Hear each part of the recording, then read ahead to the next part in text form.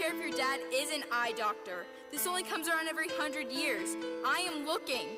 Turn around. Every now and then I wanna stare at the sun, especially on a day like today. Turn around. Every now and then my nerdy friend sticks his nose in my business where it shouldn't be stuck. Turn around. Every now and then I get the sneaking suspicion that this doofus thinks that he is my mom. Turn around. Every now and then he won't shut up with all the "Don't look stupid, you can't look, please don't look." Turn around, wise guy. But every now and then I stare real hard. Turn around, wise guy. Every now and then I stare real hard. They also don't look at the light. It's something you should stare and never.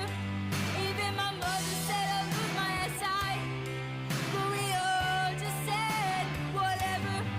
Maybe we're not doing it right, 'cause our eyeballs feel pain whether we should our faces or wear those thick glasses. They all say we'll end up blind. I don't know what to do. I'm always seeing dark. Everybody's got opinions, everybody's got remarks. You're being way too uptight. I'll never wear glasses tonight. I'll never wear glasses tonight. Once upon a time we all stare at the sun. Now we can't read the eye chart. Turns out staring at a total eclipse is not smart.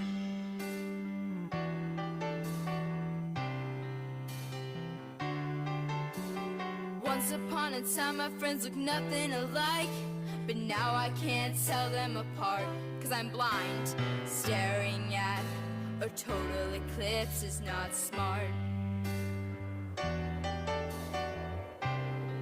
There was a total eclipse at Walmart.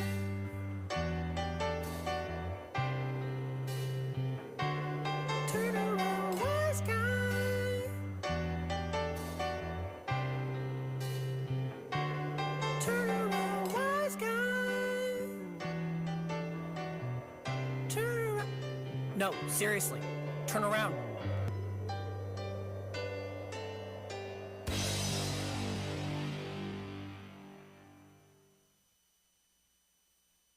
Tonight, I'll never wear glasses tonight.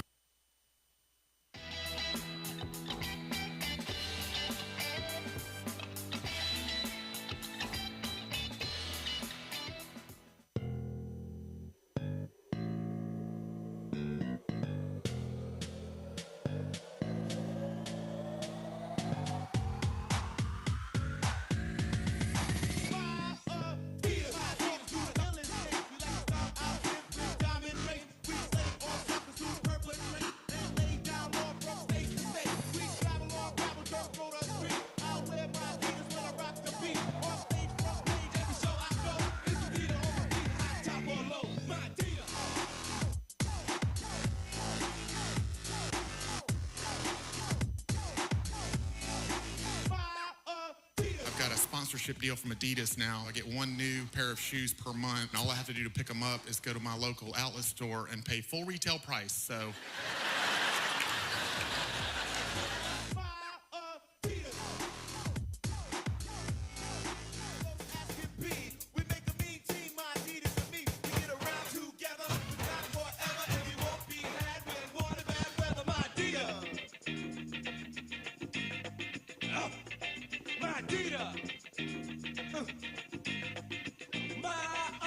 Standing on 2 Street, funky fresh and yes, cold on my feet. With no shoestring in them, I did not win them. I bought them off the app with the black lead.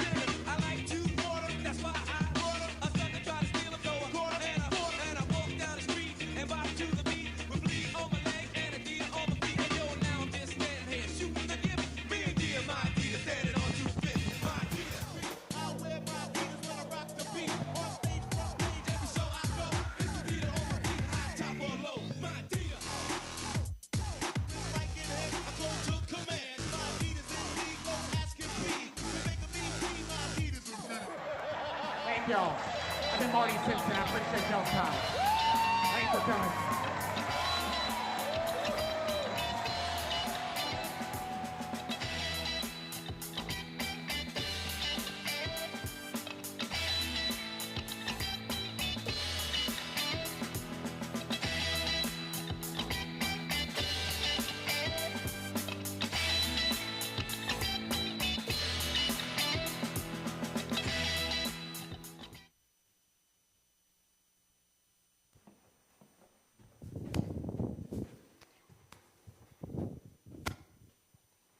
Good evening, good evening. My name is Pastor K. Thank you so much for being here tonight. We were so blessed and so grateful. We want to welcome everybody here in person. We want to welcome those tuning in online. And we want to invite you all to hit the subscribe button and the like button there so you can like this and share it, as it's an event that we're putting on for our community. My name is Pastor K. We want to welcome you to Hope United Methodist Church. We are so grateful and thankful that we could get Marty to come here to our community. What a blessing this is. But I also would like to thank Elaine and Cook and all of the outreach committee for putting this together. It just so happens to be her husband's birthday tonight. And so Tim got a really big birthday gift by having his own comedian come. So I think Elaine deserves an applause for greatest birthday ever. So, yes. It's kind of like the dream I had last night. I was sitting there, and I kind of have some weird dreams, and so occasionally I'm like, and I rolled over, I looked at my wife, and I said, babe, I had this dream that I was like a muffler. And I said, I don't know why I'm feeling so exhausted this morning. It was just really, really tired, really, really tired. Yeah, yep. That was kind of like the first time that I ever went out to Best Buy. I had lost the remote to my TV, and so they had a universal one, right? And I was like, oh, this is going to change everything in my life. No, that one did not hit. Marty's going to come up, I promise. Okay, all right, let me just tell a flat out, maybe this one will be a little bit better. So what do you call an alligator who becomes a detective? An investigator. Yep. Just so you know, every Sunday morning it's Dad Joke Central. So I want you to know I'm killing it. I'm really killing it. So I would have told you one about pizza, but it was kind of cheesy. So I'm gonna stay away from that one. So as you can see, I get paid to be a pastor and not a comedian. So I'm sure you're all grateful. Hey, now wait a minute. Now wait a second. Hopefully, I'm good at one. I'm bad at the other. That's been proven this evening. But without further ado, Marty's comedy has been featured on ESPN. He's been on BET, Nickelodeon, and the Dry Bar Comedy. He's even performed on 3 different continents. He won the 2012 Cleanup Comedy Challenge, and his comedy has shaped not only by his 25-year-plus marriage and 2 teenage kids, as we saw in the video, but also 10 years as a high school football coach and drama teacher. And he says every fall, he simply acted like a football coach. So please, without further ado, help me in welcoming Marty Simpson. Pastor K, everybody. Pastor K, it's awesome. Oh, man, I just want to say right before the show, he was like, oh, I've got 3 really good dad jokes I'll start with. I was like, well, make sure you tell him the best ones. He was like, I got you. I just wanted y'all to know that. This is a bucket list item for me. Pocahontas, Iowa. This is it, man. Number 1 on every comedian's bucket list is to do a sold-out show at Madison Square Garden. But number 2 is the Hope United Methodist Church in Pocahontas, Iowa.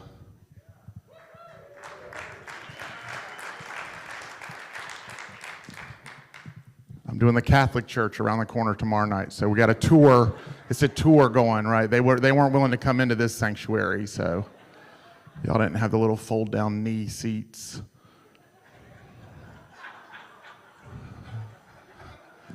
Didn't know you were going to get to the theology jokes right out of the gate.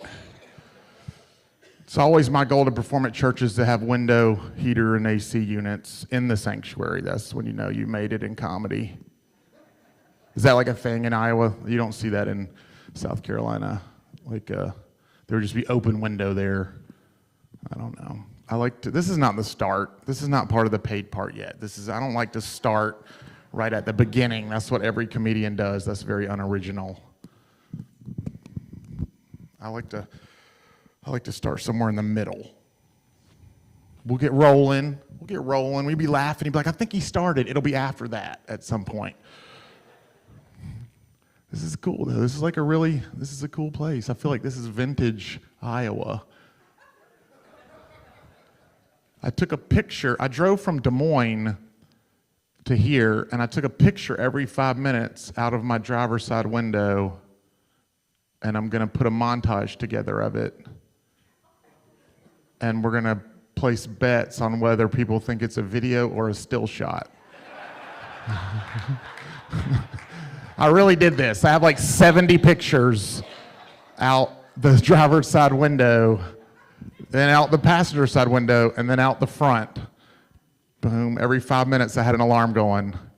And I feel like the only way you can tell the difference in the picture is occasionally one of the 45 windmill things is broken in the middle. I don't understand. He's like the rebellious one. There's like 40 of them going, woo, woo, we're paying for energy. This is awesome. There's always one in the middle like, I ain't going.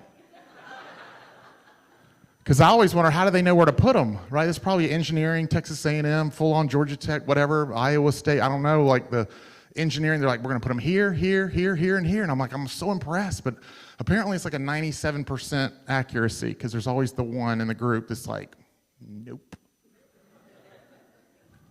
Do y'all know about these? Like, I don't know anything about them. That's not a thing in South Carolina. Like, I thought they were like windmills, but then you get up on them and they're gigantic. I don't know what do y'all call them? Oh, that tracks. Okay. But you can only use the energy they make right then, right? It doesn't store energy for use later. It doesn't? You ship it to Chicago. I figured like it was like the one person in town's house whose power went out was like attached to the one, and they were like, why did I get number 17? I'm always got the bad luck. So does the farm own the thing, or the government owns the thing and leases the property and pays a soundbite to the farm? How does it work? Okay. So the farmer can only lose like 30% of his revenue instead of all of it like normal? Is that how it works? I know, the farmers like are the best people in the world. They feed us and you get nothing. It's like teaching and coaching almost. Like, so I don't crack on farmers. I mean, y'all are helping us do everything. I mean, I did shows in Nebraska, and when I learned that it wasn't yellow corn, I didn't know that there's like feed corn and ethanol and all that is the real corn, right? The yellow corn is not even a big thing, right? I'm saying, or it is, I don't know, but it's not the big money maker, right? It's like the other corn. I probably should start.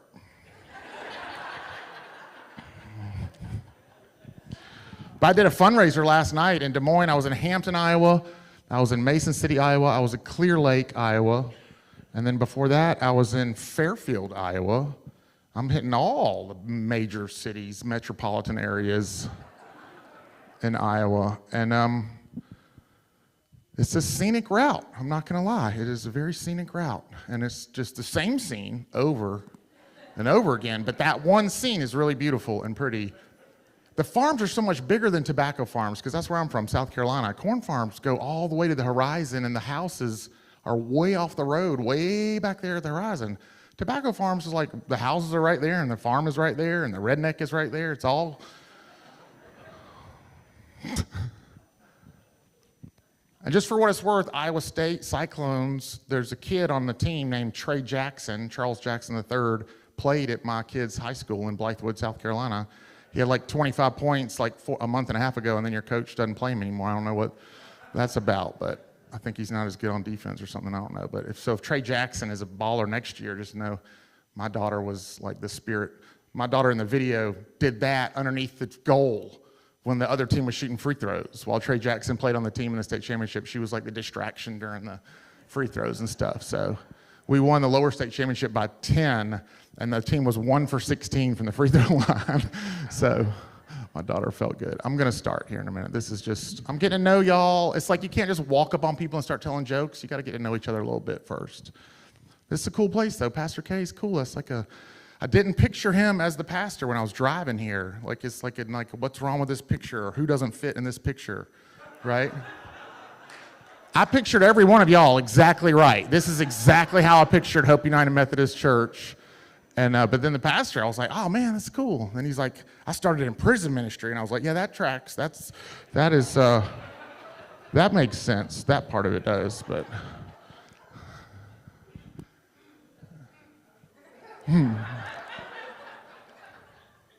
Yeah, but I love Methodist church. I love Episcopal, Lutheran, Methodist. I grew up Presbyterian, and now we worship at a little small charismatic church. It's like a little bit crazy, if you ask me. I didn't grow up like that. My wife and daughter are fired up for Jesus, and so they get after it. And I tell my Presbyterian friends, it's okay that I'm charismatic now because I was Presbyterian, so God knew ahead of time that was going to happen.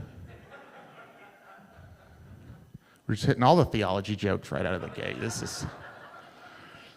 Well, I don't know if y'all know this or not, but female comics are told from day one that they're going to have it harder than male comics when they travel because they tell female comics they can't dress too attractively on stage or else men won't pay attention to their jokes because we all know men are stupid.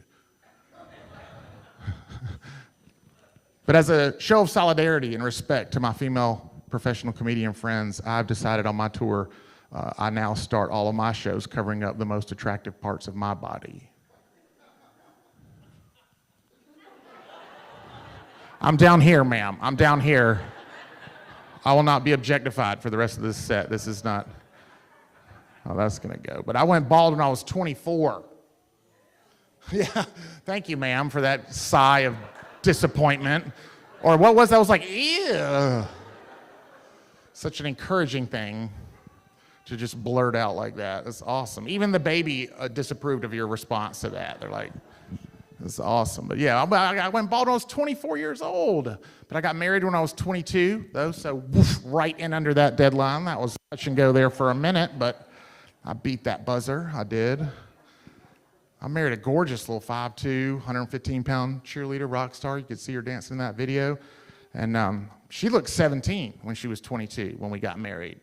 And I looked 22 when I was 22 when we got married. And then 2 years later, she still looked 17. And I look like I look right now. So picture me walking in the grocery store, newly married to that little hot 17-year-old, like, What I'm saying is I got arrested like a few times early in my marriage. Maybe that hits too close to home with some of y'all. I don't know why that isn't resonating, but people are like, why don't you shave it, Marty? You ought to shave it all the way off. You're being a coward. I tell them, no, man, walk around all day like this. This is bravery. Can't shave it all the way off because I give off the wrong vibe. You got to give off a different vibe than I give off. Everybody sees my vibe when I walk in the room instantly. Basketball referee.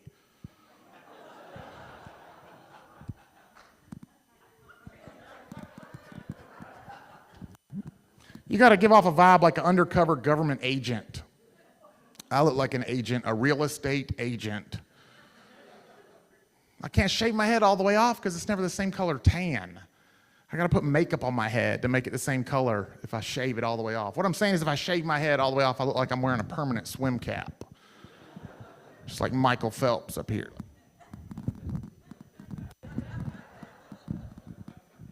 But I met Bosley, the hair transplant treatment center. They call it a transplant, like they're curing cancer. Did y'all meet with them, sir? You look like a candidate. No? There's a lot of candidates in here. Yeah, they said they could unplant the hair from back here, just enough of it, and move it and replant it up here. And it would grow from up there, and it would only cost me $48,000. Yeah, that was a really quick conversation is what that was. I was like, well, how do you know it's not going to fall out from up there if I spend all that money? And they said, Marty, we know for scientific fact that the hair back here is not susceptible to the hormone that causes baldness. And I said, how do you know that? And they said, well, because it's still there. Well, all right, I'm listening. And they said for just 4 easy payments of $12,000 each, they could solve all of my anxiety over my baldness. No, I met with another company that said they could solve all of my anxiety over my baldness for just 1 easy payment of $22.95. Lids was the name of that company, which is a nationwide hat company if they don't make it out here to Pocahontas and y'all haven't heard of them. There's only like 790 of them. I looked it up online. So they might not have made it to here yet, but You can tell a lot about a man by how he wears his hat. Coach, hillbilly, trucker, rapper, white rapper, worship pastor. How great is our God? He's not that great to you. Turn that hat around, Pastor. You look ridiculous. Women come up to me after the shows and they're like, Marty, you really do look 15 years younger with that hat on. Like 53, 38. And I'm like, well, man, we can bond over that because you look 15 years younger over there.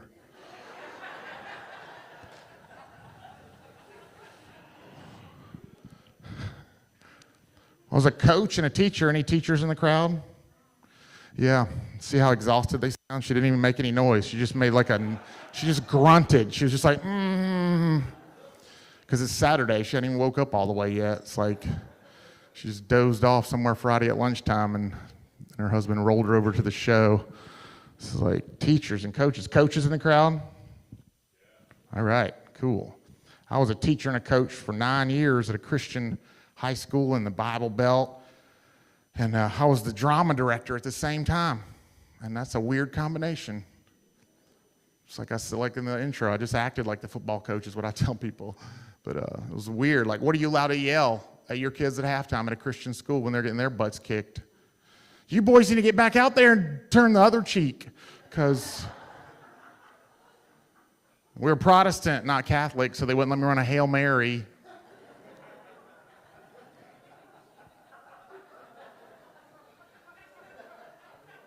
I had to run a Bless Billy Graham, which just wasn't, you're not going to win on a Bless Billy Graham. Like, Bless Billy Graham on 3, we're going to lose. Okay.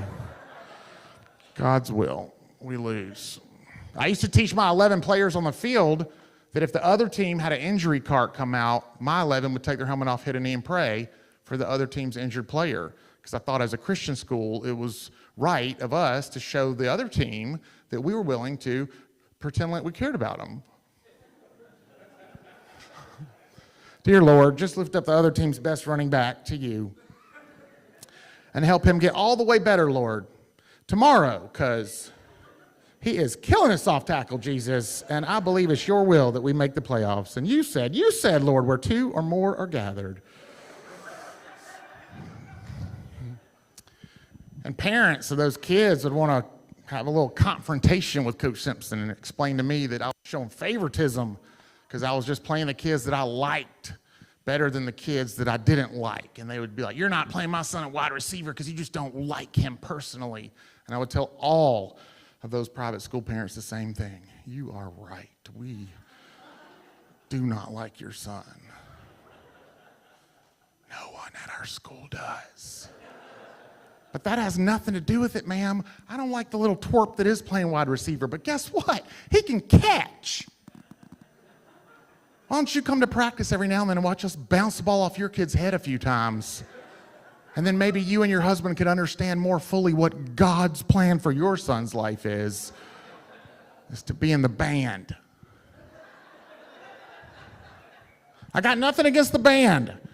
I was the high school drama director. I put on the school plays, school musicals. I choreographed the dances. I wrote the school's fight song that the band played every time the team scored, like 4 times a year. I'm just saying it might be God's will for your kid to be in the band instead of on the team, but my school doesn't let me cut players during tryouts because they said it's not biblically right to cut a player from the team if he's always tried his hardest and always been on time with his $26,000 tuition payment. WWJD, what would Jesus do? What would Jesus? Jesus would cut your son from this team. That, I'm pretty sure, cut your son from this team to spare the rest of us the suffering of watching him play.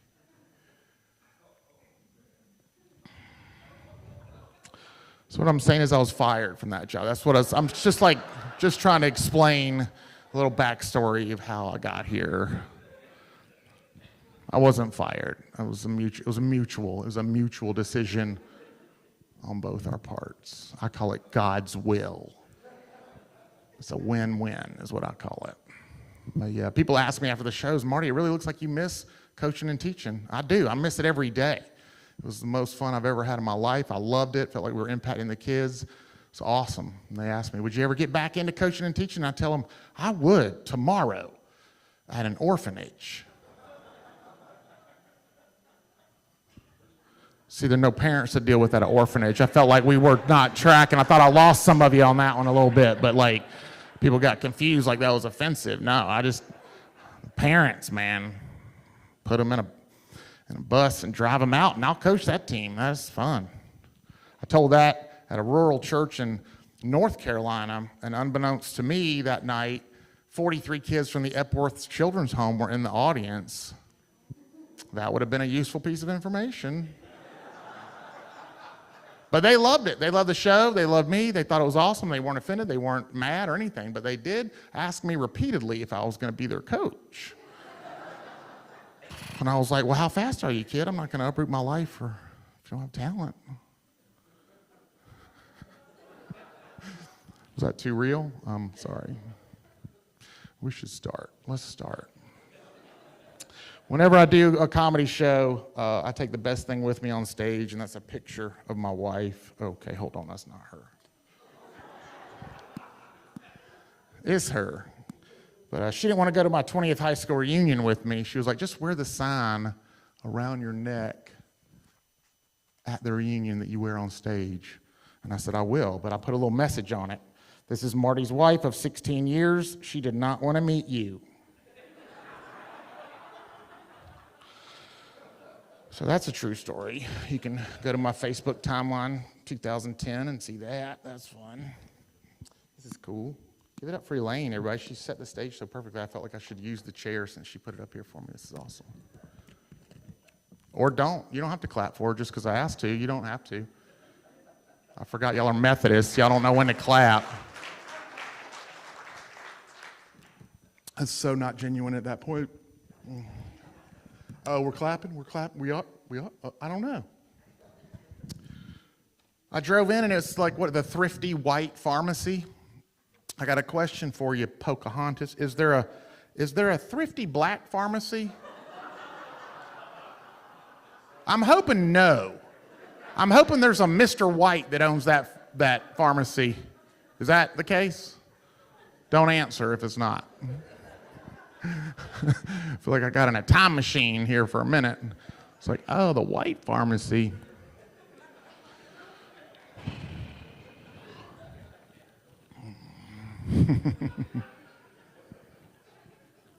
The White Pharmacy is where you can get your meth.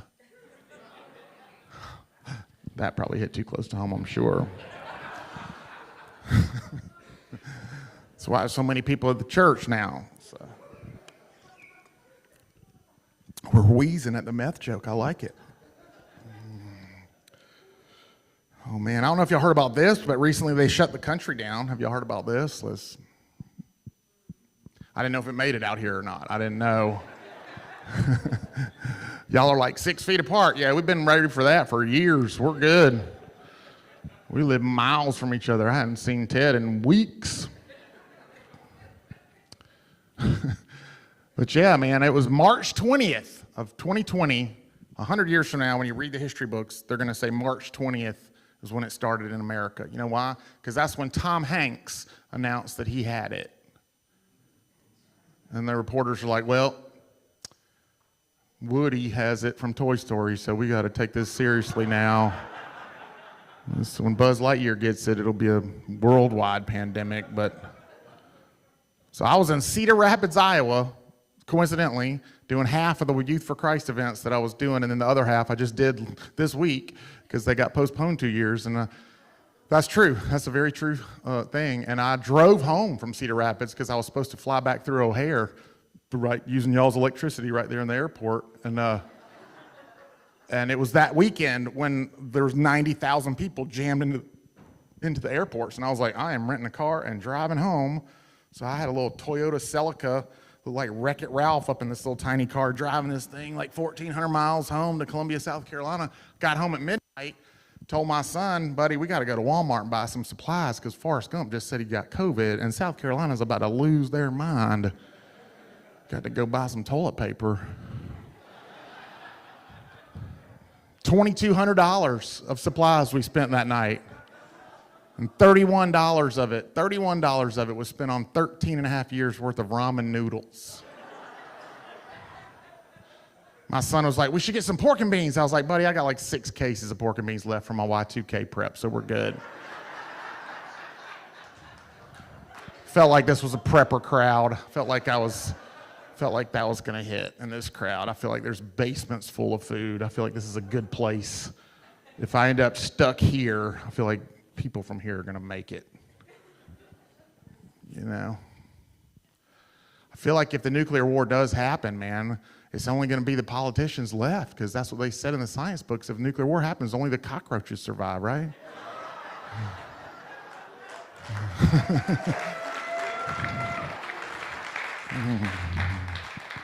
I like how I didn't even say Republican or Democrat. We're just all on the same team on that one. Like they're all horrible. But I feel like we're leaning conservative. I could be wrong.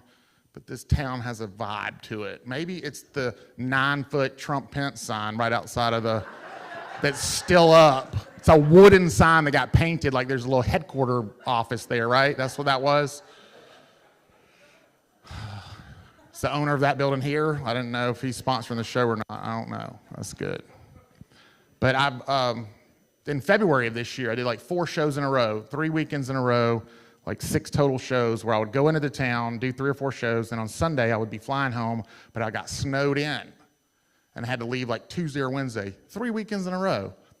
And then I looked and I saw on Twitter that I had done Northwest Arkansas, and that's what made me look at it. And the Clintons, Bill and Hillary Clinton, had been on a speaking tour, and they had gone in right before me in every location to the town and had a huge speaking engagement. And I was like, well, that makes sense. Because the white witch flew in here and then just like, no? Okay. I feel like I told that at a Democrat fundraiser and they were like, okay, that's still pretty funny. Like, that's not a policy joke, that's just a mannerism joke. Come on, she's a little cold is all I'm saying. I don't care about policy, we're not gonna talk about politics. We're not. I don't have an opinion about it. Not one that would matter. I'm a moron. But I do know that I feel like 10 years ago, I thought that my grandkids might not see the apocalypse, and now it's a coin toss. I'm not a gambler, though, so I wouldn't place a bet on it. But if I were, it's like a 51-49, where it used to be like 95-5. They wouldn't see it. But now, I'm like, get ready, buddy. But it's cool, though. You know, the apocalypse comes. We all get to die at the same time. That's exciting. Just saying. Maybe it's tonight. If we get snowed in here, I'll probably go to the Clintons' website and see if she was here. I'm just saying. That's a Narnia joke is what that is. That's a C.S. Lewis joke. That's not a politics joke. Yeah. She's like, do you want some Turkish delight? See, that's what brings it all to Narnia. Yeah. I don't care about politics at all.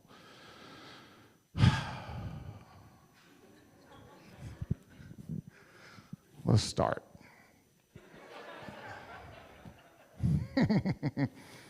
Well, you guys are great. And I sometimes comedians, when they get going and they get lost in their head and they don't know where to go, they'll say something that will cause an applause with everybody, like something like, give it up for the troops. And I mean, a lot of crowds will clap for the military, but apparently we don't care at all for the military here in Pokey. But I don't do that. I don't like pander to the crowd to get a fake applause just to find my way on stage. But I do have a little nervous tick that you'll notice. I say a lot during the show. You guys are great.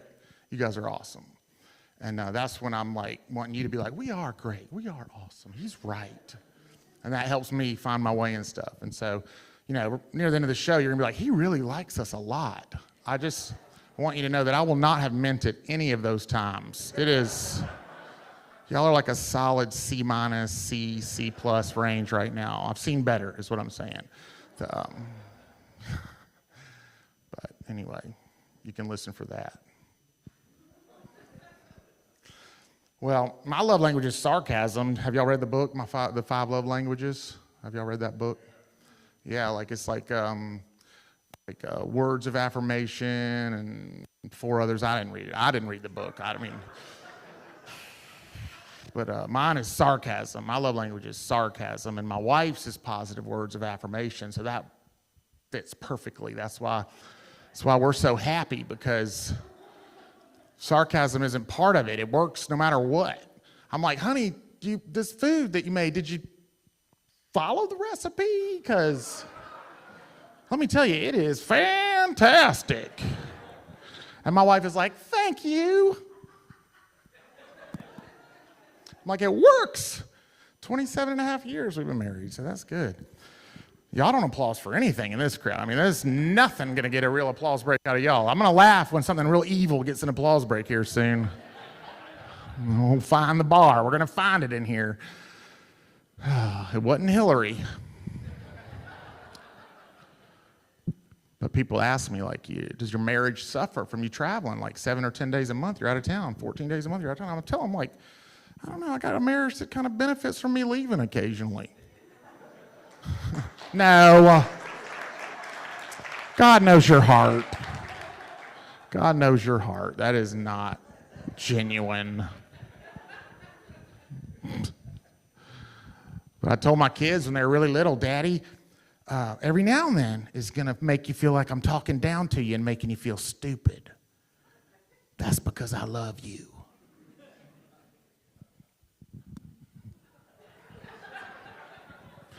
I had to teach them early. My love language is sarcasm. So we have a family motto before every Little League game. I make them tell me. And little Savannah's 6 years old going to T-ball. And she's like, do I need to say the motto? I'm like, yes, tell me what Daddy thinks. No matter what happens in the game tonight, Daddy's going to always love me, win or tie.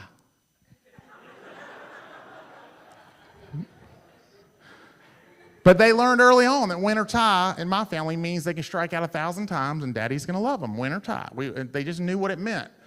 I mean, the night they strike out every time they ride home with Grandma, because I'm not going to be seen with them, but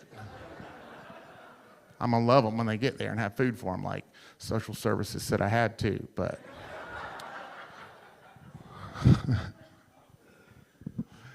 Well, how do you punish your kids here in Iowa? How do you punish your kids out here in Pocahontas, your teenage kids? How do you punish them?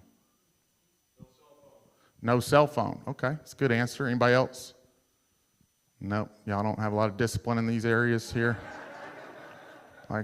We don't have to punish them, Marty, because they work in the field. Yeah, take their phone. That's right. That's the right answer at every show, except for one show in Texas. The first thing they yelled out was, isolation!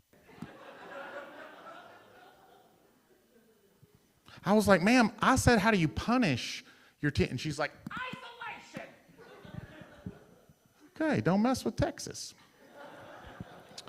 But you take their phone. That's not enough, though. I'm here to help you. If you have teenage kids or grandkids, you can't just take their phone, because they'll keep their streaks alive on Snapchat with their iPads or other things. They'll sign in, and of course the government's giving the kids 15 iPads every time they break them.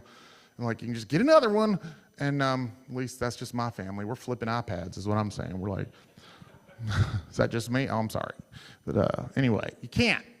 So here it is. I take her phone. I take my 16-year-old daughter's phone, and I leave it logged in to her Instagram on her phone, and then I go at 2 in the morning that night to her Instagram as her, and I find all the boys in her feed that I know she thinks are good looking, and I scroll back on their timeline, on their feed, like a year, year and a half, 2 years, and then I start incessantly liking every photo from 2 years ago, just like. And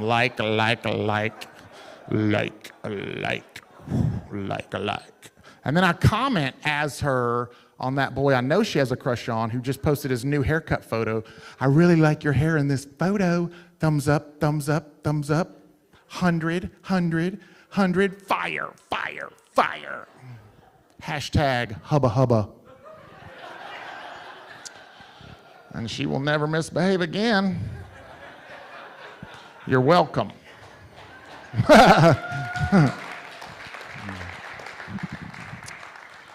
like boys don't use an alarm clock anymore. They use their smartphone and it sits on their bedside table, but it doesn't make noise in the middle of the night until they need to wake up, but it does vibrate.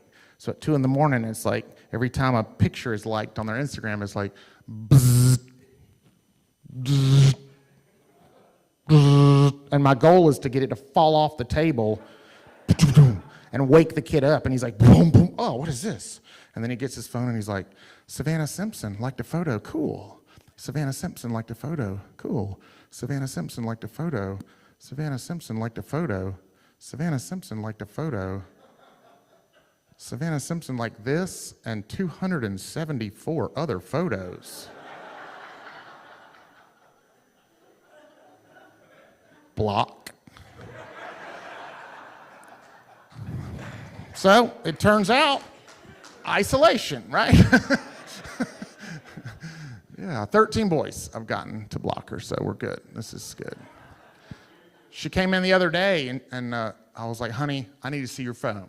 And she's like, Dad, I'll do anything. I was like, okay, well, I need the lawn mowed. I need the downstairs vacuumed. I need all the sheets changed. I need the laundry done. I need you to vacuum the stairs. I need you to rake the leaves off the back porch and clean the gutters. Borrow the ladder from the neighbors and clean the gutters. And she said, yes, sir. And then she took the phone and ran upstairs. And my wife was like, what did she do? I was like, I don't know. I just needed the work done.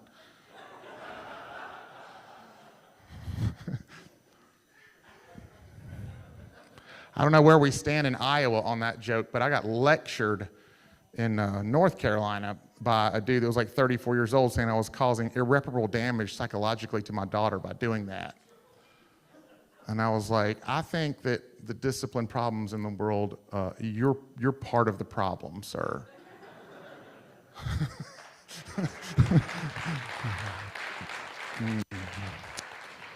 Because I don't know about y'all, but my parents certainly didn't pause to think whether they were causing irreparable psychological damage to me when they implied their punishments to me. But my wife went back to get her master's when she was 39 so she could teach second graders. So she's now professionally qualified to handle me. Yeah. But you can't teach like you used to teach because like she got right back in it when Common Core came along and the whole world has gone sensitive and everything. Like you can't call a kid stupid anymore. That's frowned upon. I thought that's why I got into teaching, was to identify the stupid kids and help them not be that way anymore. Like I thought that was our primary function as a teacher, was to help kids not be stupid anymore. But apparently the federal government is like, you can identify the stupid kids, you just can't let them know. So like a little second grade kid picks out like a 7th grade book out of the library because he likes the cover artwork. He's like, Miss Simpson, I want to read this book for my weekly quiz. My wife can't be like, you're too dumb to read that book, go get another book. She can't say that anymore like I used to when I was teaching. Like, you can't do that. But the federal government taught her new verbiage that I can get behind. I like this. She says that book that's a what? I can't even remember it. That's a someday book. That's what she says. This is a new story my wife just told me. This is a someday book. That you can't read that book yet. That's a someday book. So the kid goes back and gets a little kindergarten book. And he's a 2nd grader. And she's like, oh no, that's a too easy book. And then he goes back and he gets his 2nd grade Lexile score book. And she's like, that is a just right book. So then the kid reads his little just right book, and then he takes a computer quiz on it, 10 questions once a week, and he fails it because he's stupid. And it prints like a big F on it. And the kid cries, and he's like, the F stands for fail, Miss Simpson, I failed. And my wife is like, that F is not stand for fail. That F is a someday A. I can get behind that. That's good encouragement. I like it. But I know I failed a science test when I was in 5th grade, 1982, big fat F at the top in red, thick marker, like it had the slanty calligraphy marker, and she leaned it so it would be a fatter F. And she did a smiley face, but it was a frowny face, and there were X's for eyes. Like, F. And she looked right at me and she was like, you have this paper signed by your father and your mother, and stop acting so stupid. And it hurt my feelings. And I took that paper home. And I was like, the teacher called me stupid, Dad, and you got to sign this. And my dad in 1982 looked at that paper and said, teacher called you stupid? And I said, yes, sir. And he said, well, I think she's got a point here, because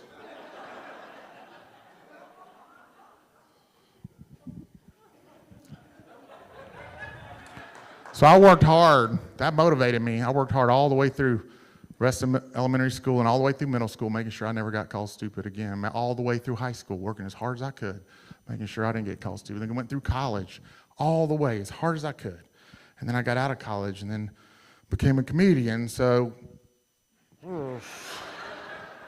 the jury is out. But your church paid me to talk to y'all. So who is stupid now?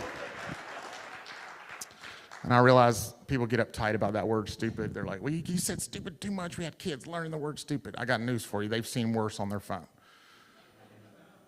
Yeah. Stupid is not the new S word, let me tell you. But yeah, then my wife and I were shopping for her birthday at the mall. And, well, actually, my gift to my wife on her birthday was that I was going to fix the dishwasher. And because I'm like a little fixer-upper, like do-it-yourself handyman. My wife just thinks I break a lot of stuff. But I got my knee pads out and my tool belt out, and I was in the kitchen crawling up under the thing, and my wife comes running around the corner. My son is with me. She's like, oh, Marty, this dishwasher fix. This is a someday fix. Why don't you and Walt just empty the dishwasher? I feel like if y'all did that, that would be just right. So we got done emptying the dishwasher, and then we took her shopping for her birthday, and she was in the mall, and she had that name brand Gucci leather handbag picked out, and I was like, oh, honey, that is a someday purse. Based on how my comedy tour is going here in Pocahontas, Iowa, that is a someday with another man purse. Why don't you get that Scooby-Doo lunchbox over there, honey, and I feel like that'll be just right. You guys are great.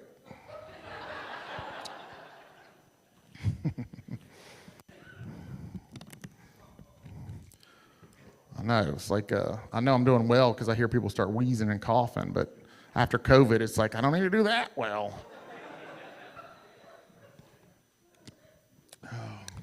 Picked a bad time in society to spend 17 years of your life getting really good at making people sit in a small room with a low ceiling and do your job well enough that they all cough on each other. My daily schedule didn't really change. 300 million Americans became stand-up comedians when they shut the country down. Like, everybody just wandered around their house all day, wondering where the next paycheck was going to come from. What I'm saying is, I've been preparing for that moment for 17 years of my life. I am a professional quarantiner. Guys, if you're paying attention and you like this jacket, just notice, like, you got to zip your jacket right to your belly button. Because I've been holding it in. I've been sucking it in for like 20 minutes. I can't hold it any longer. So, like, we're friends now, so I can just let it out. Whew. She is due in October. But it's like, it's not like fat. It's just bad posture. I can't, because I'm 6'4", 235, like Tom Brady. But then when I like have bad posture, I'm like 6'2.5", 250, Marty Simpson. This is, oof. But it's not fat. It's just bad posture. Look.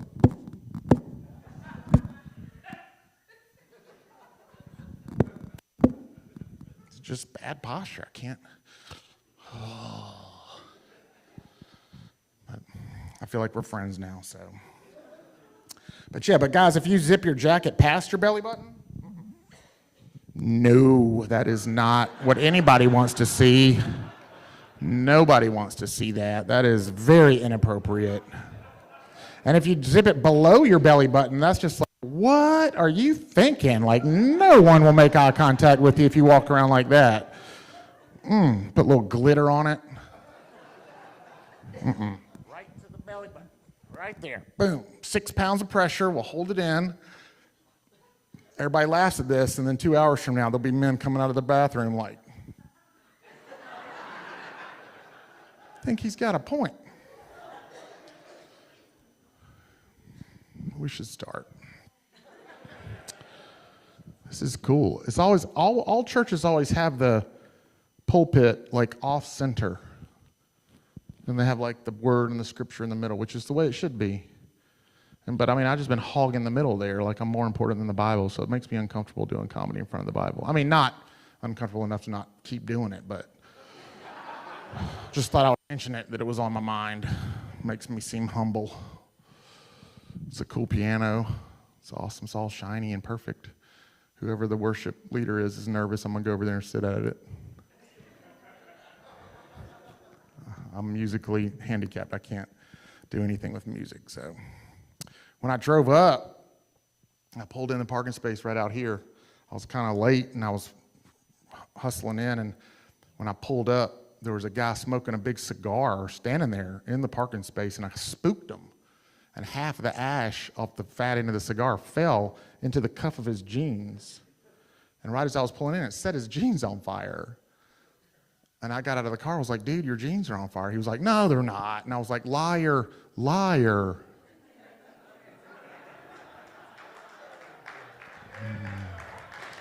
That's a dad joke. That's how you do a dad joke, right? That's Pastor K's favorite joke in the set so far. Everybody was distracted, like, who's smoking a cigar in the parking lot? Oh, wait, y'all are Methodists. Nobody was upset about that.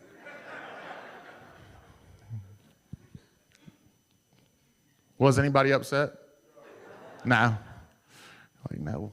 We haven't been fully redeemed from our smoking habits yet, Marty. We're good. Are there tobacco farms in Iowa or not? No, it's a different weather, right? Like the South has the humidity and stuff, yeah. I wonder what today's tobacco is. I think it's social media. I think 50 years from now, they'll realize social media was causing all the problems or something, and they're just lying to us about it. But, you know, in the 50s, they were like, hey, you know what'll help that cough? A menthol cigarette. Like, for real, that's a real thing. Like, watch the first season of Mad Men. If you watch it on Netflix, you'll have lung cancer. Like, they're smoking nonstop on television. I watched the first 2, and I was like, I think that I have a cough just from watching it. Like, they're just chewing these cigarettes. On a plane, we used to be able to just smoke on planes, and like the front 6 were the non-smoking seats. Like, we didn't smell everything from the back 20.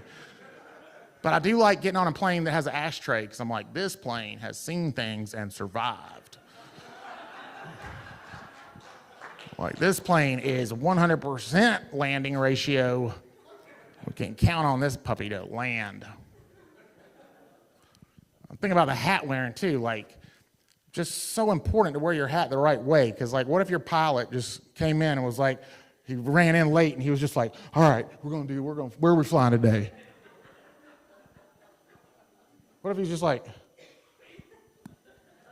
you know, you're going in for like appendix surgery and your doctor's like, all right, let's do this.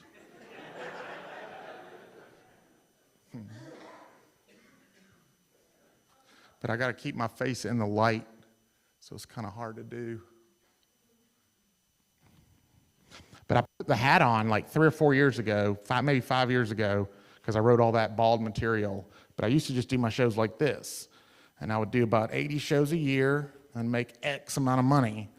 And then I put the hat on, and then I did 120 shows a year for 4X amount of money. So apparently women at churches who book shows like me way better with the hat on. So apparently I'm a little creepy. Charming. You guys are great.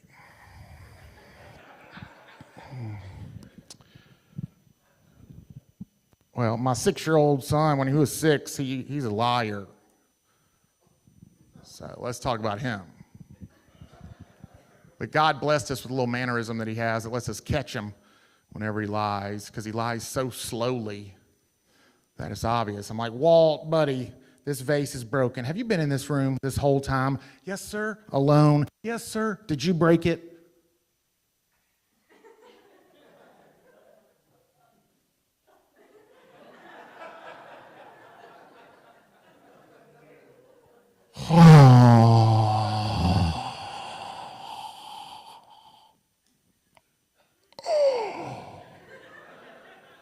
No.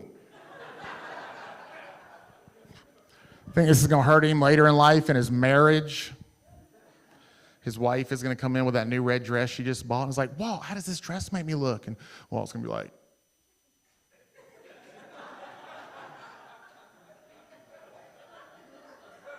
oh, skinny.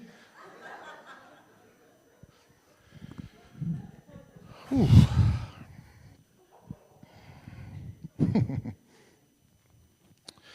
Well, I turned 50 this year.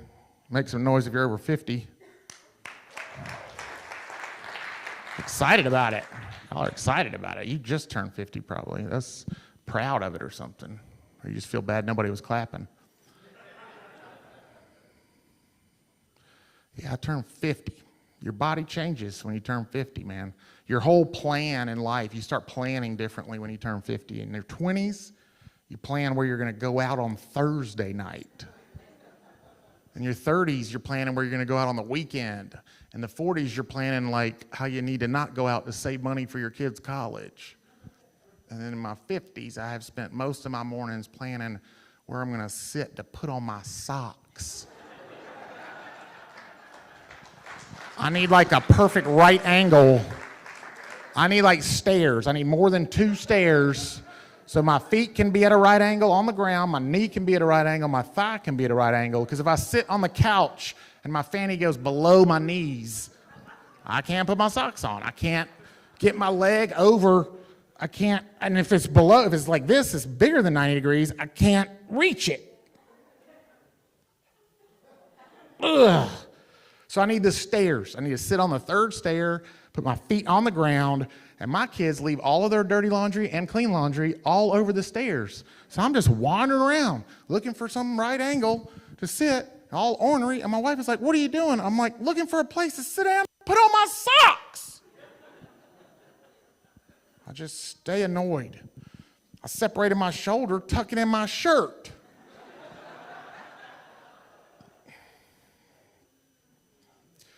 I played football for the University of South Carolina like 30 years ago. I mean, it was a good minute ago, but I wasn't like a real player. I was just a kicker and punter.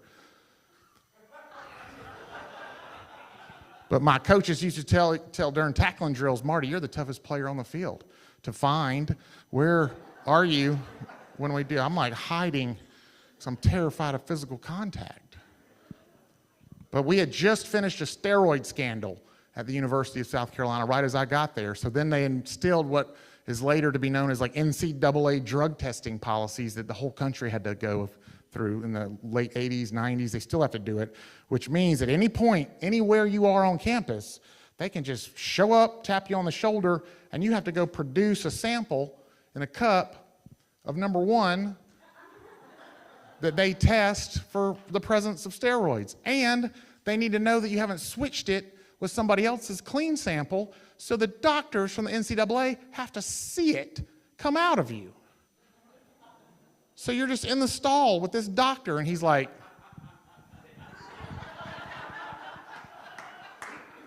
I couldn't do it. I would get stage fright. I was never able to do it, and the rule was as soon as you identified that you could go, you go in the stall with the doctor, and then you can't leave until that sample happens. So I'm just in the stall sometimes with these guys for like an hour. I'm sorry, doc, but is this what you thought about when you were going through medical school? Is this what you pictured when your dad paid for your medical school? He was a doctor, and his dad was a doctor, and you were like, man, one day I'm going to go in the men's room in Columbia, South Carolina with the place kicker. He's like, Marty, I went to Harvard. I'm like, well, that's congratulations, but we're going to be in here about 15 or 30 more minutes. So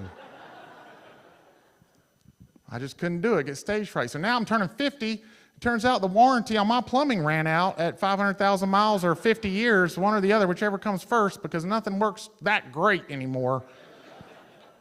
I mean, my son was 17 years old, and COVID happened. My daughter moved home, so then he had to use the downstairs bathroom every morning that was right next to my bedroom. And when he would do his morning sample, it sounded like a rocket was taking off in this place. He's like laser cutting porcelain in there. He grew a Duck Dynasty beard like bigger than Pastor's. I was like, I need to take some testosterone or something in here. This is not happening.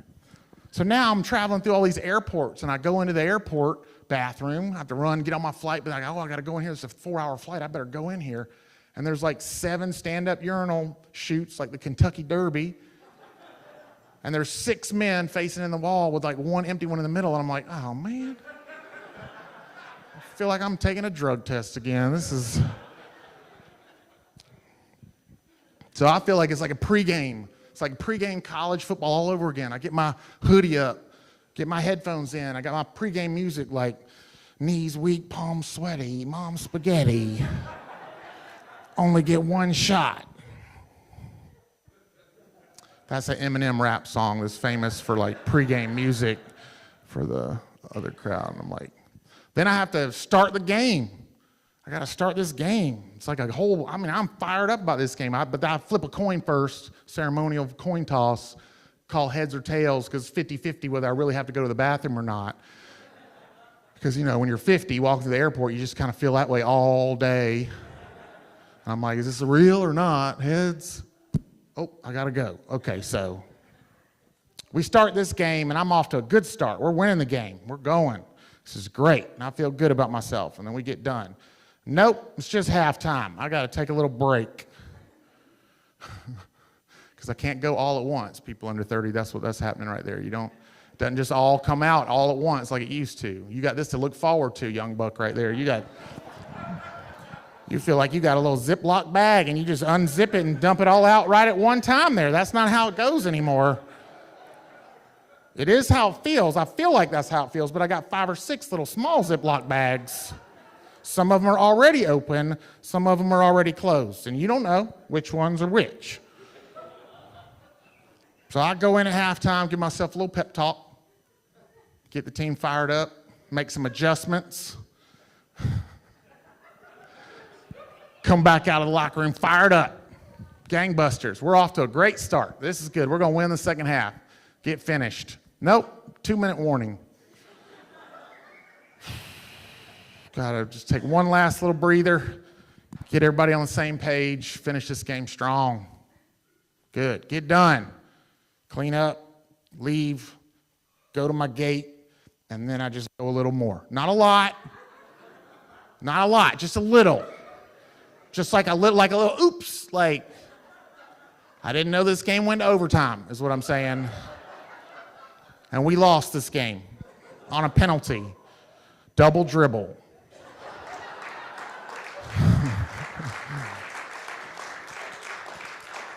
Which I realize is a basketball metaphor now. At this point, we left the football metaphor, but I just need to be clear about this. I did not fumble. That is a different implication altogether. That's like in your 60s and 70s. Just so you know, I'm not out here losing games turning the ball over. Turns out Eminem was wrong, though. You get 2 shots. My brother was like, you're going to alienate all the women during that joke. I was like, I'm like, Alan, you haven't been married. You haven't had kids. You don't know. After a woman has kids, she doesn't sneeze, cough, or laugh without a little bit of fear. It's like the women feel my pain during that. Maybe, I don't know. We should start. It's kind of what my bladder's doing the whole time. We should start. No? Okay.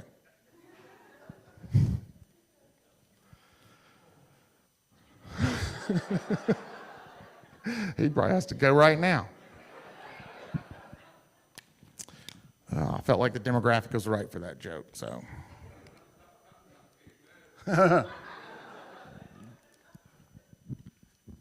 I did that Tuesday night at a comedy club. It was like a whole crowd full of millennials. They stared at me the whole time. Just, what is he talking about? Ladies, are you mad your husband doesn't put the toilet seat down? Just give it a little time, because at some point we all sit down, is what I'm saying. If you want a visual image to clarify it, like my son's sample looks like a comet. And mine looks like the back half of a sad little rainbow with no pot of gold. There's just a prescription at the end of it, is what it is. And yes, I have been to the doctor. Please don't be concerned for me. I get people going to the merch table. You probably should have some of that looked at. Like, getting it looked at is what caused it in the first place.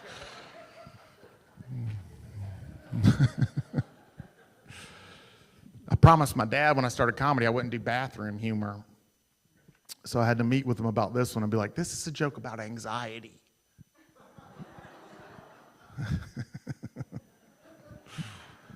But he listened to it and he was like, I can give my approval for that one. We should start. Well, I think whenever I do comedy, I like to talk about how I met Jesus a little bit, even though it's not like what everybody came for. But I met Jesus when I was 16, and it was in Young Life Ministry. I don't know if y'all have Young Life here, but it's like a kid ministry for high school students, and they have a party once a week, and they just gather a crowd and have a lot of games and fun and stuff, and then the leader will sneak in a little 5-minute message about Jesus, and it's kind of like a bait and switch ministry for teenagers. You come for the games, and because the redheaded girl asks you to come, and then you're like, oh, gotta listen to Jesus. Okay, all right, that's fine. And then, so for like 5 months, this guy was just like feeding little increments of the gospel to me, just little, invite Jesus into your heart, let him sit on the throne of your life, let God take over, let God live inside you and dwell inside you and overflow out of you with his love and forgiveness and live. And I was like, yeah, that's pretty cool. But then one day he said, we've only had 20 people averaging coming to these meetings on Monday nights. I want to gather a bigger crowd. And so he said, everybody go to the basketball game on Friday night and then recruit people to come to the meeting. And if they bring a ticket from the basketball game, proving that they were at the game, I'll swallow and eat a live worm for every ticket stub, which is apparently a New Testament thing. I'm not sure if that's I'm not sure which letters from Paul that was in, maybe Galatians or Ephesians, like in the name of Jesus, we're going to eat some bloodworms here. This is what. But I was on the basketball team, and we got 120 kids to come to the meeting. And he had an aquarium with like what looked like a rubber band ball of bloodworms just like floating around and moving, and it was 50. We found out it was 50 live worms. I thought a dozen would have made his point. He didn't need to bring 50, but he did. And he swallowed and ate 50 live worms that night, like smacking off his face like spaghetti noodles, just like, He bit one in half on a Ritz cracker. Because everything's better on a Ritz, it's just. Then at the end, this wasn't even part of it, he swallowed a goldfish. I don't know what that was, like a bloodworm chaser or something. I don't know. All I know is that fish got in that belly with all those worms and was like, is this heaven? Because fish eat worms. That's okay. All right. Just making sure everybody got that one. But when he swallowed those worms, I was like, man, this is the coolest guy I have ever seen in my life. And I was like, whatever this guy has inside of him, I want inside of me. You laughing at my testimony? This woman is like, yes. Not the worms, Jesus. I prayed to receive Jesus that night because he was so cool. That's how I got saved. But God spoke to me that night, and people are like, how do you know it was real? And I'm like, I was there when it happened. Yeah. But God speaks differently to me than he spoke to the Old Testament prophets. Because my wife and I studied the Bible together, and we did this book of Isaiah read through with a group, and we were studying the book of Isaiah. And God spoke directly to the Old Testament prophets and gave them prophetic messages to deliver to the people. mainly about who the Messiah would be. So Isaiah has 333 some odd prophecies about Jesus of Nazareth fulfilling these things to prove that he was the Son of God and the Messiah. And let me just tell you, God speaks differently to Isaiah than he speaks to me, because in Isaiah chapter 20, it outlines for us that God told Isaiah to walk the earth naked for 3 years. Look it up. The most Googled Bible verse tonight in Pocahontas, Iowa, will be Isaiah chapter 20. But I think this little season had something to do with how we can know that God spoke to Isaiah differently than he spoke to me. Because you know what Isaiah did when he heard that? He did it. Yeah, I'd be like, ooh, Marty, I need you to walk the earth naked for 3 years. Ooh. I want to pray about that, Lord, because I'm pretty sure the church would want to form a committee and take a vote, do a bake sale. I could give you like a week at the beach, Lord, with a lot of sunscreen. I'll give you a minute to get that image out of your head. But I think this little season of Isaiah's life lets us know why the Jewish people of the time didn't believe his prophecies. Because he had 333 prophecies that Jesus fulfilled, but the Jewish people didn't believe it. Because of this little time, I think. Because little Jewish kids come running in the house like, Mama, the Messiah is coming. The Messiah is coming. We got to get ready. And the mom's like, who told you that? And the kid's like, Isaiah. Isaiah told me that outside. And she's like, naked Isaiah tell you that? Go to your room right now. You can film everybody checking their iPhone for Isaiah chapter 20. Micah walked the earth naked too. God had a thing for naked prophets. I don't know. I'm just the messenger. Don't blame me. It's in there. I don't make up Bible verses. Not that anybody in today's world would know, but I don't. They're like, well, that's not in my app here, Marty. Yeah, I think it's a vulnerability issue. I think God wants to strip us down figuratively and literally. I think God is telling us tonight through me that we should all leave here tonight naked. No, that's just me. That's not a God. That's not a word from God. I don't know. I never can tell if it's from God or from just my desires of my heart. But God said he'll grant those who love him the desires of their heart. So, man, if we did leave here naked, that would be a flash mob.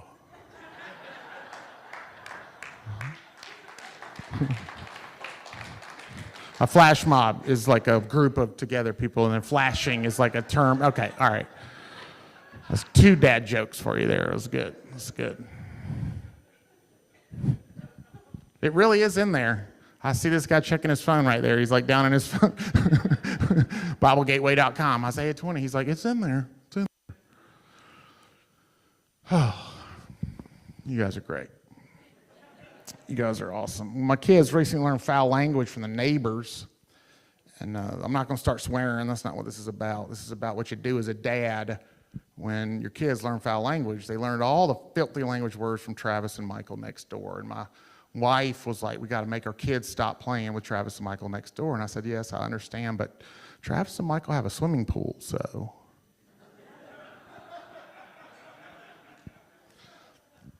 So I called my mother. I didn't know what to do. I was like, Mom, Travis and Michael taught my kids all the filthy language, so you're off the hook. I just wanted to let you know. Okay. So I went next door to talk to Travis and Michael's dad about it, and he immediately cussed me out. Called Travis and Michael downstairs and cussed them out for cussing my kids out. And then the 3 of them together, like they had rehearsed it, cussed me out in unison. It was a spiritual experience. It was. And then he told me with not so many words that I should go back home and mind my own business. So I did.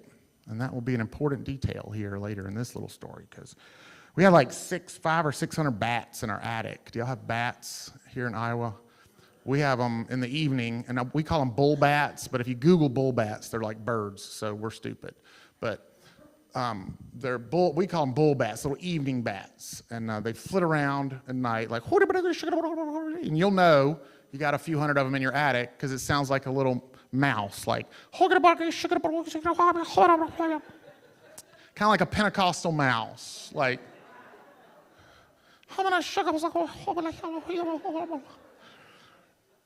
we called everybody, and nobody does bats at all, except for one guy. Not even a paid ad or a commercial or anything, just one line in the white pages, the Bugman. But he showed up, and we got lucky because it turns out Bugman knew what he was doing, and he was a certified lunatic. He got to our house, had a sleeveless white t-shirt on with hairy shoulders, glasses over his nose, no logo on the truck. Like, he is exactly like you're picturing him. And he walked around to the back of my house and leaned a 24-foot ladder against the 2-story house, and the top of the ladder hit the gable vent up there where the roof came together, where all the bats were. Boom. And then one little bull bat fell out of the nest and hit the ground and scurried over to the wall and started to climb back up the wall. Let me clarify. These are not bull bats. I mean, these are bull bats. These are not like vampire bats that are like big and beautiful and look like superheroes. These are like tiny little 2-inch gray, furry human beings with wings and fangs and shoulder blades. And this bat is like crawling back up this little brick wall and gets to like right here. And Bugman hears like, he hears like a bunch of them. He's like, Marty, how many are up there? And I said, I don't know, Bugman, like 500 or 600. And then Bugman picked up a brick and looked at that bat and looked at me. And then Bugman said, well, that's one.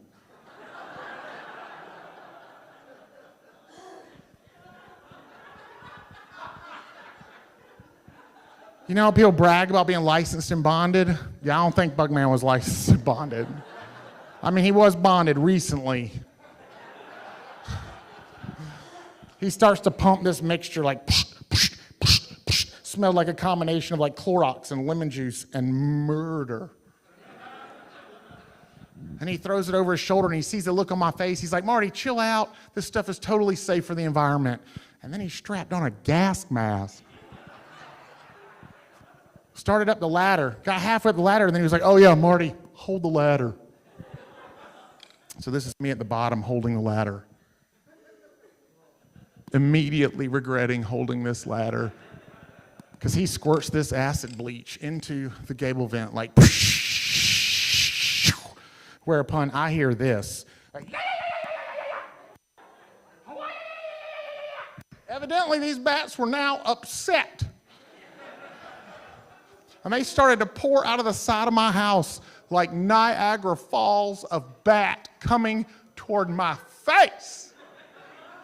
And in a moment of clarity, I remembered that bats can see, but they don't use their eyes. They use echolocation to send out a little signal that hits a thing and bounces off that thing and lets the bat know to dodge that thing. So I wanted these 500 bats to know that I was a thing. So I'm at the bottom like, hoo, hoo, hoo.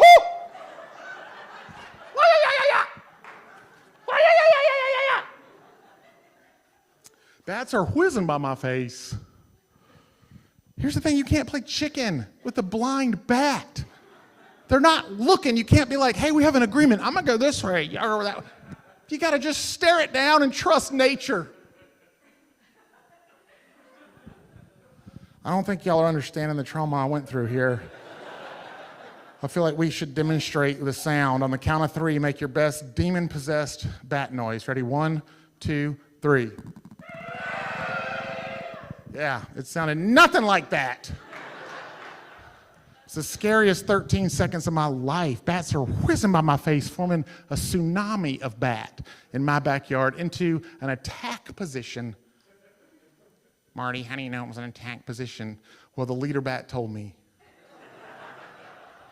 Well, how do you know he was the leader bat? I don't know if he was or not, but he was the one right here. Bugman squirts this stuff into the hole until there's no more noise. Then he magically pops out this expandable screen and tacks it up there. Covers it up as 600 bats circle back around and can't get into their home. oh. And at this point in the story, it's reasonable to feel a little bit bad for these bats. Because they weren't in your yard. Stop judging me. He slides down this fireman's pole ladder, like into the middle of a tornado of 500 bats. And he's just like, boom. Oh, wow. Look at that, Marty. Oh. We good? We good? You said you had cash, Marty. Like, Bugman, you can't be finished. She's like, oh, read your contract. I guaranteed to have no bats left inside your house. Bugman, what is going to happen to all of these bats? He's like, Marty, chill out about the bats. The bats are going to be fine. They're probably going to go to that house right there. That house with the swimming pool.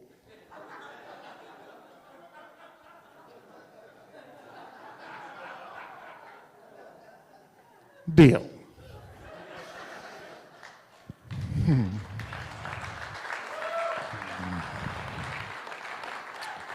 So like 3 months later, I'm at my mailbox, and Travis and Michael's dad is at his mailbox.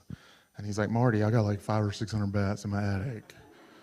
Do you know anything about that? And I was like, nah, man, I just been at home, minding my own business. And he's like, no, Marty, for real. I got like 500 or 600 bats in my attic. I don't even know who to call. Do you know anything about this? Do you even know who to call? And I was like,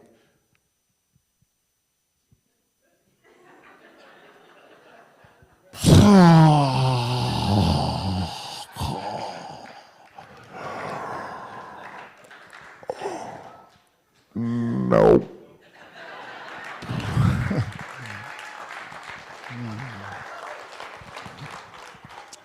The best part of that story is Bugman wasn't even an exterminator. He was just a guy named Josh Bugman. But he answered the phone. He's my hero. We should start. All right, we'll get out of here. Let's see. Yeah, I've already done too long. Sorry about that. So I got these T-shirts that I don't like selling merch at a comedy show because you just feel cheap as a comedian. You feel tacky and everything. And the show tonight was free with a suggested love offering, so I don't even know how they're paying for it and stuff. And I'm super expensive, so you give a lot of money to the church. So I'm the comedian you could afford, obviously. But so the shirts are $15 on a normal night. And tonight is a very normal night. So they are $15. And there was nothing about tonight that was extraordinary in my mind. And they say, my love language is sarcasm. And actually, they're $20, but 2 for $30. So you got to make friends with somebody in line and go in together. It's a community building exercise. But they say my love language is sarcasm on it. And I made them look like a Bible verse shirt on purpose so it could trick people. And just my love language is sarcasm. I got them in blue and in black. And I have Naked Isaiah shirts.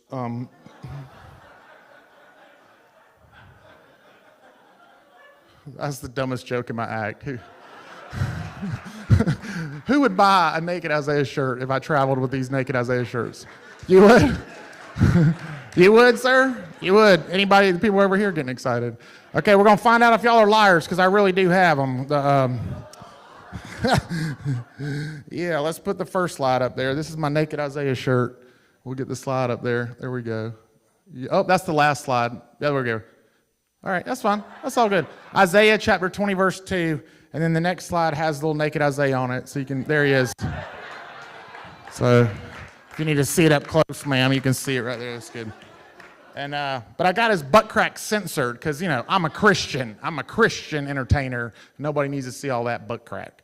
And then the second slide, the next one is the Jewish mama and the Jewish kid demonstrating the proper response if you were to come across a naked prophet today. You snatch your child and you run the opposite direction. Also demonstrating the full 180 that the Holy Spirit will do in your heart when you repent of your sin, turn your back on your former life, and run away from that naked butt crack of sin. So there's a spiritual message in that. And that's the Bible verse I've got on it, which is the King James version of the verse. It's not any more hallowed, it's just funnier. Go and loose the sackcloth from off thy loins.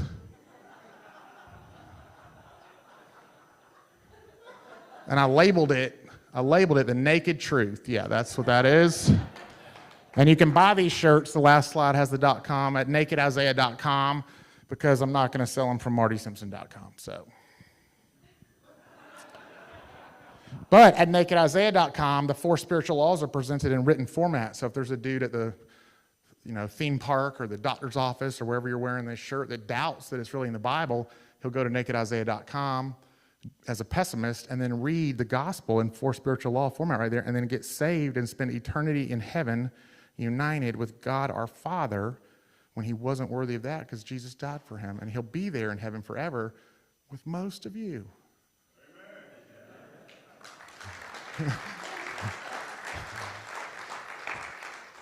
The genuine amen messed up the most of you part of that punchline.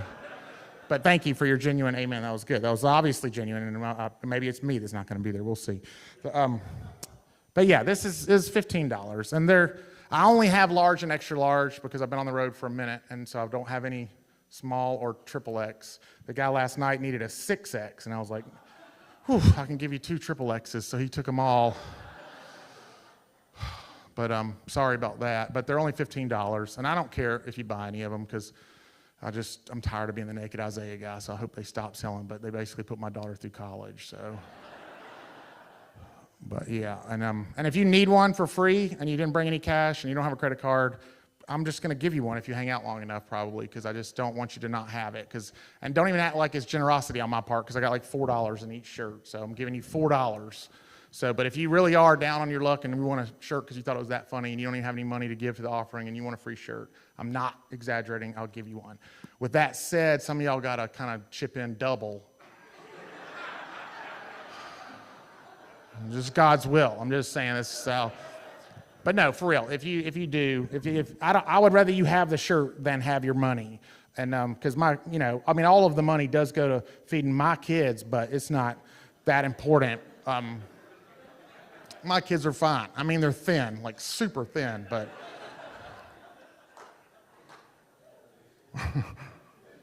And my manager's like, Marty, you pitched that product so hard it's tacky. You should give away some free stuff. And I do. I give one of these away at every show for free, for real. It's this hairdryer bag. I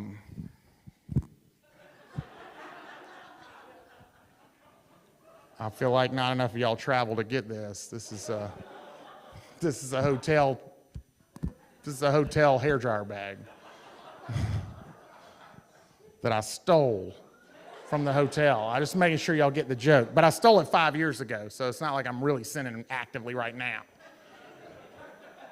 No, I actually called Marriott Bonvoy. I was like, can I order one of these hairdryer bags? They're like, for what? And I was like, it's a long story. And they're like, no, you can't. And I was like, okay, cool. So then I felt less bad about taking it the next room I stayed in. My heart was right, though. I tried to pay. For 3 months, I traveled with the white plastic thing, the hairdryer that's screwed into the wall because it broke and fell down. And I took it down to the lady at the front, and I was like, I need a new hairdryer. And then she just threw it in the trash can. And I was like, can I have that?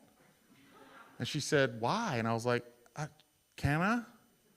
And she said, yeah. So then I gave away that at every show, and it was hard to travel with. So then I had the idea that that's a lot easier to travel with. So, and I don't give it away because then I have to steal one every show. That's a joke, people. Also, just for what it's worth, ladies, don't poke me in the belly later when we're together. That just is what it feels like. You can just see what it feels like. That's real. Don't touch me. It's inappropriate.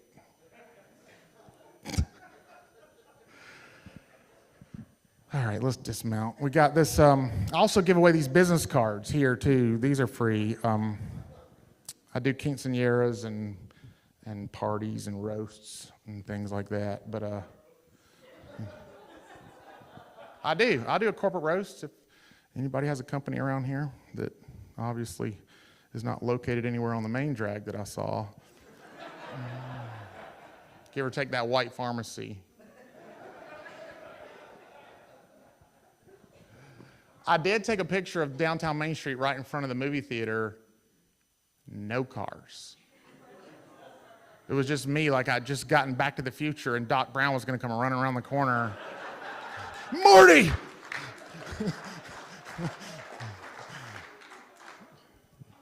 But these business cards are my Jesus Loves You But business cards. And they are free. Come to the table and take them. These are free. You don't have to feel bad about taking these. But these are for little situations that, you know, it's like if a guy hypothetically is on the plane and he's super loud because he doesn't understand how planes work and he doesn't know that he's talking really too loud and you need to tell him to shut up, but you can't do that anymore because my dad used to tell people in movie theaters shut up and people would clap.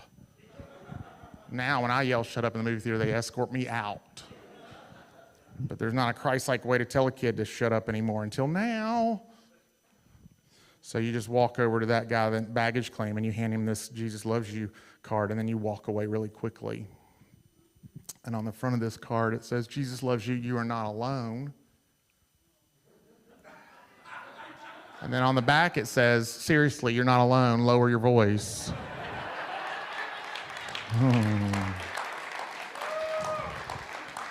And I got the Bible verses there, Proverbs 10:8, just like the naked Isaiah thing. I wanted to present the gospel to this little guy. But I went a different way with Proverbs 10:8. I didn't represent the gospel. I just gave good, sound biblical advice, which Proverbs 10:8 says, a babbling fool will come to his own ruin. So I thought that was advice this person clearly needed. And then this is for your parking lot ministry, Pastor. I don't know if you suffer from this, but because you don't have any lines out there or anything. But this is for the car that doesn't know how to park right between the white lines. They think the white line is supposed to go between the tires. Like, I'm glad they got this guide right here for my tires to go right, but you know. You put this one in the little windshield wiper of the double parked car, and then they take it out and they look at it, and then they see it. Jesus loves you and has a space for you in heaven. And then they flip it over and it says, so why are you taking up 2 spaces?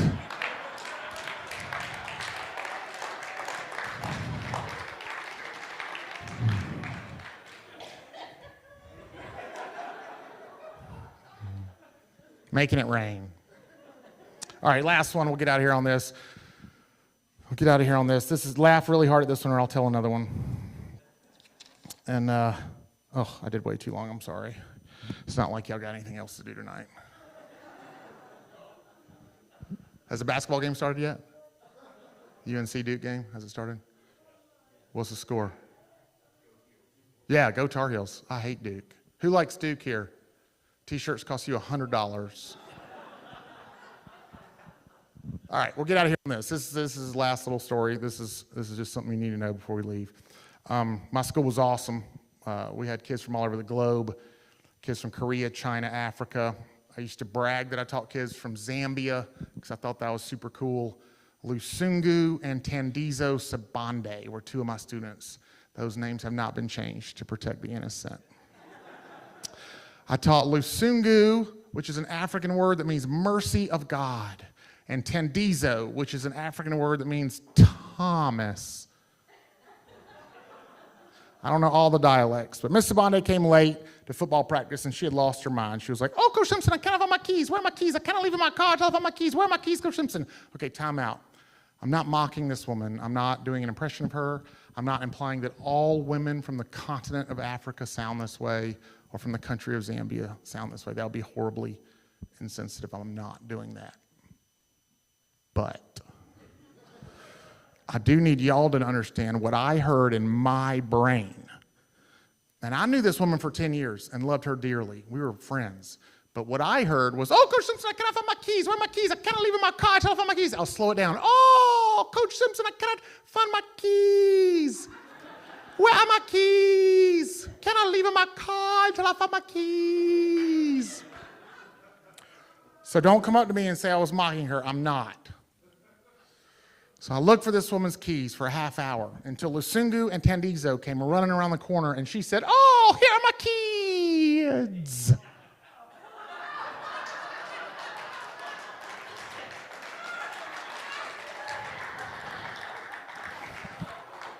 Well, that would explain why she was looking at me like I was crazy. Looking for her kids for a half hour in desk drawers, lockers, underneath bleachers. And picture me saying, you know what, Miss Sabande, I saw some in here in third period. Maybe the janitor got them. It is Friday. He probably locked them in his office for the weekend. Unless he took them home with him. Which case, I hate to tell you, you're probably never going to see him again. Let me know if you could just make another set. And if you'd like me to help you with that, Miss Jackson needed my help like 2 times last semester, and it took us like 5 minutes at Walmart. Only cost like $1.80. I don't know what it's like in Africa, man, but here, we can get that done real quick for you.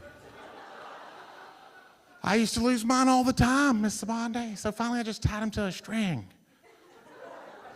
Swing him around and around and around.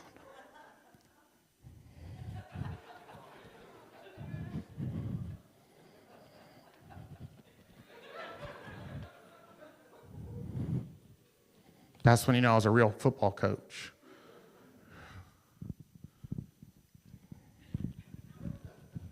That's when I was fired. I just needed y'all to know that was when it was, not the other time. Thank y'all for having me. You guys are great. You guys are awesome, for real. And